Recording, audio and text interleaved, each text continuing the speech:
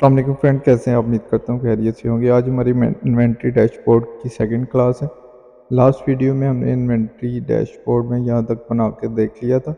आज हम बाकी का इसका सेकंड पार्ट देखेंगे। तो इधर हम बनाएंगे चार्ट जहाँ पे हम शो करवाएंगे इन्वेंट्री और ऑप्टिमल स्टॉक लेवल। तो हम अपनी कैलकुलेशन वाली शीट में चलते हैं। यहाँ से हम ये प्रोडक्ट के नेम सेलेक्ट कर लेते हैं और ऑप्टिमल स्टॉक लेवल सेलेक्ट कर लेते हैं और साथ में स्टॉक ऑन हैंड कर लेते हैं और इंसर्ट में आते हैं। यहाँ से हम क्लस्टर कॉलम चार्ट ले लेते हैं। अब इसमें ये ऑप्टिमल स्टॉक लेवल आ रहा है ब्लू कलर में और ऑरेंज कलर में आ रहा है हमारा stock in hand. Right click करके चेंज चार्ट टाइप में आके जो ऑप्टिमल स्टॉक लेवल है हम इसको लाइन चार्ट में कन्वर्ट कर देंगे, लाइन चार्ट विद मार्कल्स। अब इसका टाइटल ख़त्म करते हैं और लेजेंड को हम टॉप पे रख लेते हैं। हम इसको कट करके तो डैशबोर्ड वाली शीट में ला के हम इधर पेस्ट कर लेते हैं और इसकी एडजस्टमेंट कर लेते हैं। अब इसमें हम फिल कलर ख़त्म कर लेते हैं और इसकी आउटलाइन भी, बॉर्डर भी इसका ख़त्म कर लेते हैं। और ये जो सीरीज़ है, बार्स हैं, हम इनकी गैप विड्थ कम कर लेते हैं। गैप विड्थ कम करके साथ में हम इसका कलर भी थोड़ा सा डार्क कर लेते हैं और इसमें हम पैटर्न फिल कर लेते हैं। पैटर्न में हम ये वाला पैटर्न कर लेते हैं और 9 लाइन कर लेते हैं। के बाद ये जो लाइन है इसकी सेटिंग कर लेते हैं। इस पर राइट क्लिक करके हम फॉर्मेट डाटा सीरीज में आते हैं और इसमें हम इसकी सबसे पहले तो लाइन ख़त्म कर लेते हैं, 9 लाइन, और मार्कल की भी हम बॉर्डर मार्कल का भी ख़त्म कर लेते हैं। और मार्कल ऑप्शन में आ गए तो इधर से हम इधर बार सेलेक्ट कर लेते हैं और बार का साइज़ इंक्रीज़ कर लेते हैं। तो इसका कलर भी हम डार्क कर लेते हैं। अब ये हमारा इन्वेंट्री, ऑप्टिमल इन्वेंट्री लेवल आ रहा है कि इतनी इन्वेंट्री होनी चाहिए। जो इस बार से नीचे है इसका मतलब है इन्वेंट्री कम है, जो बार से ऊपर है इसका मतलब है उनका इन्वेंट्री ज़्यादा है ऑप्टिमल इन्वेंट्री लेवल से। तो इससे हमें ये पता चलता रहेगा किसका ऑर्डर जनरेट करना है और किसका ऑर्डर नहीं जनरेट करना। अब एक्सिस का भी कलर चेंज कर लेते हैं हम और बोल्ड करके। अब इधर हम वो वाला रिकॉर्ड लेकर आएंगे जो इन्वेंट्री लेवल जिनका ऑप्टिमल लेवल से कम है। उसके लिए हम इधर से ये प्रोडक्ट नेम, उसके बाद ऑप्टिमल लेवल और स्टॉक ऑन हैंड और स्टेटस, और उसके बाद रीऑर्डर क्वांटिटी और डे इन्वेंट्री आउटस्टैंडिंग को कॉपी करते हैं और इधर पेस्ट कर लेते हैं। अब इधर हम फार्मूला यूज़ करेंगे अरे वाले फार्मूला करने के लिए हम इंडेक्स लगाते हैं और अरे में हम इसे दे देते हैं जहाँ पे हमारी प्रोडक्ट का नेम शो हो रहा है वो वाला कॉलम दे देते हैं इसे। सी वाले कॉलम में C4 से लेकर हम इसे C20 तक का डाटा दे देते हैं। C3 से कर लेते हैं, C3 से C20। अब इनको हम फ्रीज कर लेते हैं। के बाद रो नंबर में हम इधर एक और फार्मूला यूज़ करते हैं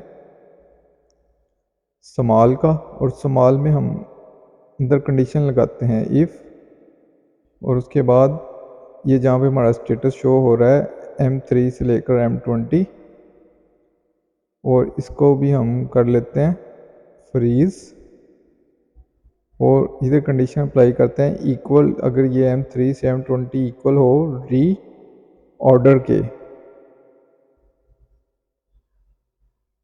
उसके बाद एक रो वाला फार्मूला यूज़ करते हैं। रो में भी हम सेम यही कॉलम दे देते हैं रेंज M3 से M20 तक, और इसमें से हम माइनस कर देंगे जो हमारी हेडर है। हेडर हमारा किधर है, M3 में एक ही रो है हमारी हेडर वाली, वो हम इधर से माइनस कर लेते हैं और इसमें कर लेते हैं हम +1। इधर हम फार्मूला यूज़ करेंगे रो वाला, और उसमें कौन सी रो है हमारी, इस टाइम हमारी रो है 4, तो हमें इधर 1 करना है तो 4 में से माइनस कर लेंगे 3। ये देखिए अभी हम 4th रो में हैं, तो हम इसमें से 3 माइनस कर लेंगे, तो इधर से फर्स्ट रो में का डाटा आ जाएगा। इसको क्लोज करते हैं, जहाँ जहाँ पे पैरेंथेसिस क्लोज होनी है क्लोज करके कंट्रोल शिफ्ट एंटर प्रेस करेंगे तो फिर ये अरे वाला फार्मूला वर्क करेगा, अदरवाइज ये सही वर्क नहीं करेगा। एक इधर हमने पैरेंथेसिस मिस की थी वो लगा दी है, अब इसको हम क्लोज कर लेते हैं। कंट्रोल शिफ्ट एंटर प्रेस करेंगे अब, तो यहाँ पे हमारी आइटम शो हो जाएगी जो ऑप्टिमल स्टॉक लेवल से कम है, जहाँ पे रीऑर्डर आ रहा है। ये देखें फर्स्ट वाली आइटम हमारी इधर शो हो रही है। अगर इसी फार्मूले को हम नीचे भी सिलेक्शन करके तो कंट्रोल शिफ्ट एंटर प्रेस करते हैं तो ये नीचे ड्रैग हो जाएगा। तो अभी ये नाम एरर आ रहा है, इसको हम इफ एरर से ख़त्म कर लेते हैं। पहले देख लेते हैं, ये देखें 4 और 5 में इन्वेंट्री लेवल हमारा ओके आ रहा है, तो वो इधर शो नहीं हो रही, बाकी सारी हमारी इधर शो हो रही हैं। तो यही हम चाह रहे थे। तो इससे पहले हम इफ एरर वाला फंक्शन लगा लेते हैं, इफ एरर, और उसको पैरेंथेसिस स्टार्ट करके एंड पे आके हम कॉमा प्रेस करके तो आगे हम कर देते हैं एम्प्टी, और क्लोज करके तो कंट्रोल शिफ्ट एंटर दोबारा प्रेस करेंगे। जितनी दफ़ा भी फार्मूले में एडिट करेंगे कंट्रोल शिफ्ट एंटर हमें प्रेस करना पड़ेगा।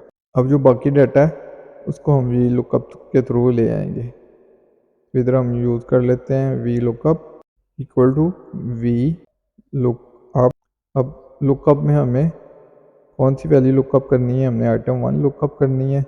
इसकी हम कॉलम फ्रीज कर लेते हैं। उसके बाद टेबल रे में हम उसे ये सारा टेबल दे देंगे प्रोडक्ट से स्टार्ट करके, क्योंकि हमने प्रोडक्ट से सर्च स्टार्ट की है। तो इसको हम कर लेते हैं फ्रीज, और इंडेक्स नंबर में हम उसे मैच का फंक्शन अप्लाई कर लेते हैं, मैच। और मैच में लुकअप वैल्यू हम ऑप्टिमल स्टॉक लेवल वाली लुकअप वैल्यू लुकअप करें, और इसमें हम रो फ्रीज कर लेंगे। उसके बाद कॉमा, उसके बाद ये प्रोडक्ट से स्टार्ट करना है हमने, ये यहाँ तक एंड तक कर लेंगे। इसको भी हम फ्रीज कर लेते हैं, और कॉमा प्रेस करके एग्जैक्ट मैच के लिए 0। उसके बाद इसको क्लोज करते हैं मैच को, फिर कॉमा प्रेस करके तो वी लुकअप के एग्जैक्ट मैच के लिए 0 और क्लोज। अब ये हमारे पास डाटा आ गया। अब इसी को हम ड्रैग कर लेते हैं। ये देखें वैल्यू ऑप्टिमल स्टॉक लेवल की आ गई है। इसी को राइट साइड पे ड्रैग करेंगे सबकी वैल्यू आ जाएगी, और नीचे ड्रैग करेंगे तो बाकी की वैल्यूज़ भी इधर शो हो जाएगी। अब इसको सेलेक्ट करके हम रेड कलर में हाईलाइट कर लेते हैं। इधर से कंडीशनल फॉर्मेटिंग अप्लाई कर लेते हैं। सिंपल इधर लिख लेते हैं डी डैश ऑर्डर, ओके करते हैं तो ये रेड में आ गई है। अब ये वाले हम कॉलम इधर से ये वाले डाटा कॉपी करके तो इधर हम वैल्यू पेस्ट कर लेते हैं डैशबोर्ड में, और इसकी फॉर्मेटिंग कर लेते हैं। बैकग्राउंड पे भी कलर लगा लेते हैं। और बॉर्डर अप्लाई करने के लिए हम इतने एरिया को सिलेक्ट करते हैं, और बॉर्डर भी हम कंडीशनल फॉर्मेटिंग के थ्रू इधर लगाएंगे कि जितनी आइटम आए उसी का डाटा है। इधर आके न्यू रोल पे क्लिक करते हैं, इधर से यूज़ आप फार्मूला पे क्लिक करेंगे तो इधर फार्मूला की ऑप्शन आ जाएगी। इधर हम सिंपल फार्मूला लगाएंगे इक्वल टू, और उसके बाद B7 को हम सेलेक्ट कर लेंगे, और इसमें से हम सिर्फ कॉलम फ्रीज कर लेंगे, रो को ख़त्म कर देंगे। अब नॉट इक्वल टू एम्प्टी, अगर ये एम्प्टी ना हो तो फॉर्मेट अप्लाई करें। फॉर्मेट में हम इसे बॉर्डर सेलेक्ट करके तो बॉर्डर में हम ये वाले कलर का बॉर्डर अप्लाई कर देते हैं इसमें इन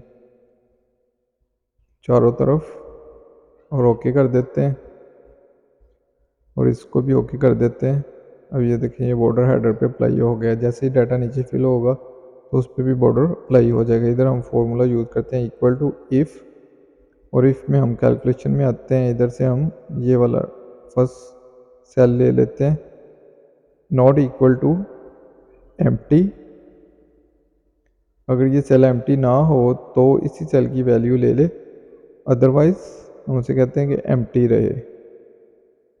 क्लोज करते हैं, एंटर प्रेस करते हैं। ये देखें, ये उसने जैसे ही एंट्री हुई है उसने बॉर्डर ऑटोमेटिकली फिल कर दिया। अब इसी फॉर्मूले को हम नीचे ड्रैग कर लेते हैं। तो ये देखें, जहाँ पे एंट्री आ रही है वहाँ पे फिल आ रहा है।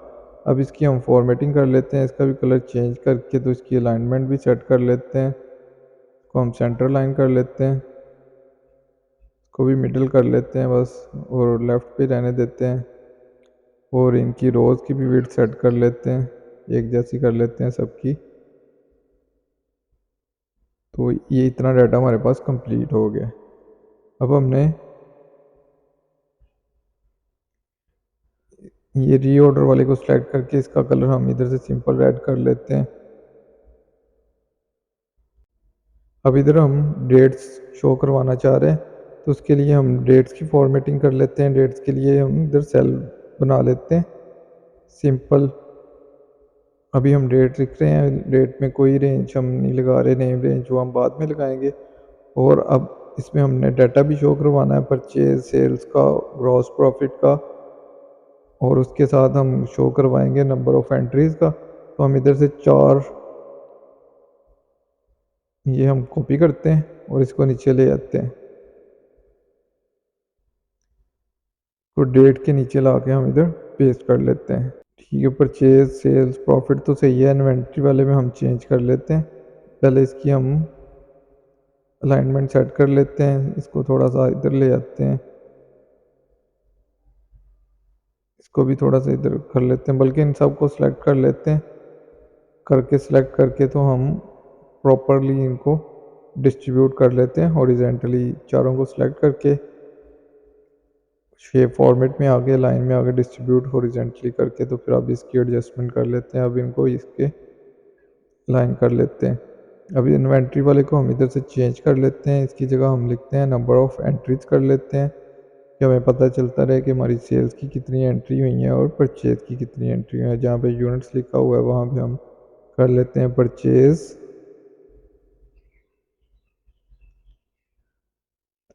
और वॉल्यूम वाले पे हम कर लेते हैं सेल्स की एंट्री भी हमारी निकलती आएंगी इसी डाटे में।